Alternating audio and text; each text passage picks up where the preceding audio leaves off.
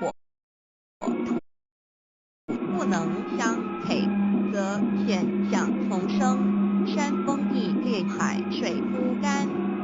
亦是万物万类世界的众生，人人不能得其生存。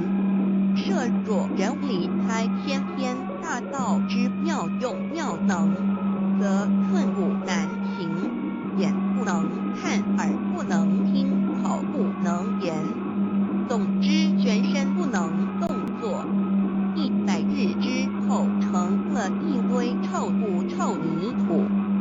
此乃先天大道妙用妙能的宝贵妙至极矣。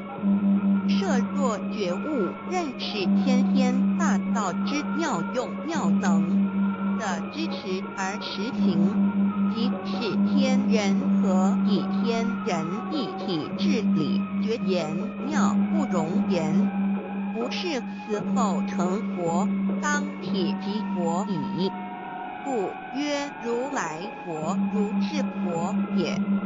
此乃的先天大道修先天大道之好处。故具备什么条件才可以求道？求道既然能够带给我们终生受用不尽的好处，我们今日能有机会求道，会不会显得太容易了？事实上，我们能得闻先天大道，首先要感谢上帝的恩慈，将自古不倾泻的大道普传于世，使我们有机会得此天之道。另一方面，我们本身也必须具备足够的条件，祖上有德，根基深厚，佛缘成熟，才能够顺利求道。